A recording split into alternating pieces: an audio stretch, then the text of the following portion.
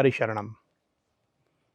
I, Brahma Bodhi, convey the best wishes to all of you and the greetings on behalf of the Gita Global family and Bhagavad Dharma community.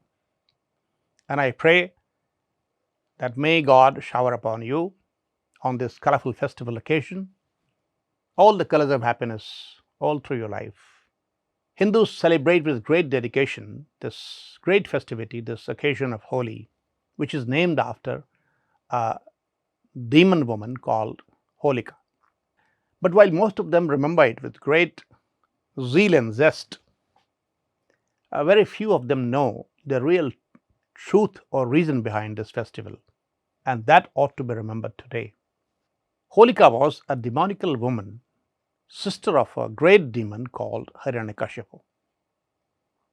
In this strange family of demons was born a divine child called Prahlad, a child who was day and night dedicated to God or God's personified form, Lord Narayan or Vishnu. Always he would be chanting Narayan, Narayan, Narayan, Narayan. He would dedicate his drinks, that means water, to God. He would dedicate his food to God whenever he ate, and he would all the time remembering God, God, God. Of course, he did study also. He didn't neglect his studies, but even then, he would all the time remember him. So he was deeply connected with God.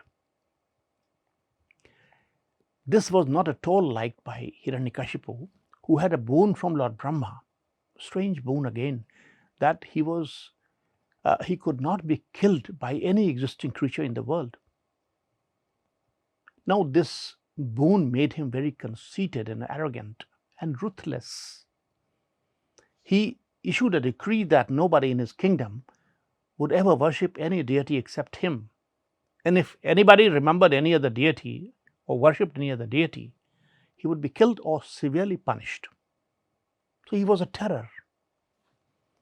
But unfortunately for him and his own family, his own son was all the time remembering Lord Narayana, Lord Vishnu. So he tried to persuade him not to do so, but failed miserably, and therefore he decided to kill his own son. Imagine how demonical. Killing his own son for not worshipping him alone as the deity. Therefore, he tried in many ways to harm him and kill him, by sending elephants to trample upon him, by getting him thrown into ocean, by getting him thrown from the top of the mountains. But all these efforts failed, and all the time Prahlad emerged unharmed. Then he decided to kill Prahlad himself. So he called him in his mansion and said that today he would like to kill him because he didn't listen to him, and would also like to see how his God saves him. Where is he? Prahlad said humbly that God is omnipresent. He is everywhere, in every particle of the universe. He is listening to everything. He is watching everything. This further enraged this demon. He lifted his sword to kill him. And at that very moment, there was a blast. The stone pillar got blasted, and from that emerged a unique creature not existing in this world, out of the world creature, half lion, half man. And he caught hold of this demon and killed him immediately. This was the incarnation of Lord Narayana.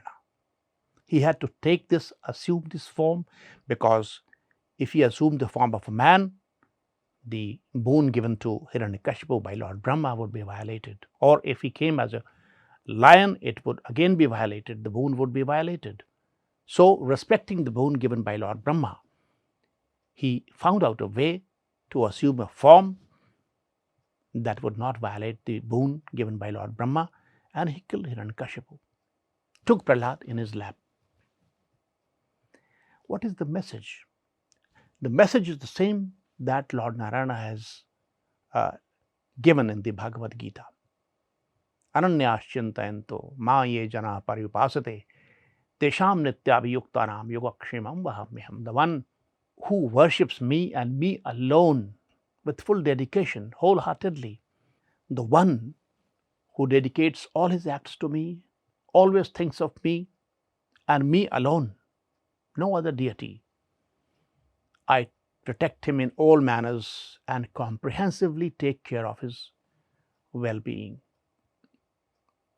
He further says in the Bhagavad Gita, Sarva dharman parityajya mamekam sharanam vraja aham tva sarva papebhyo mokshayishyami ma shucha. Abandon all religions, all pious duties of the lower and the middle orders, and come to my shelter, which means come to the shelter of the highest faith and highest religion, highest pious duty. Therefore, Prahlada did not do the duty of accepting his father's word, which is ordinarily a great duty of a son, but that middle order duty he transcended and performed the highest duty of listening to God's words. The Bhagavad Gita goes on to say that Sarva karmani sada kurvano madvaya pashraya. Perform all your duties remaining in my shelter.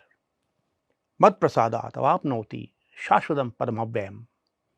With my grace, he attains the highest position, the eternal abode of God the Supreme.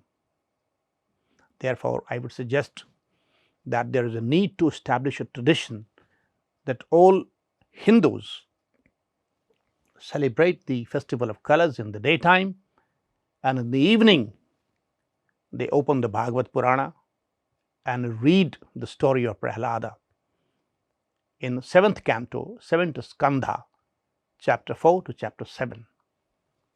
Hari Sharanam. Hari Sharanam.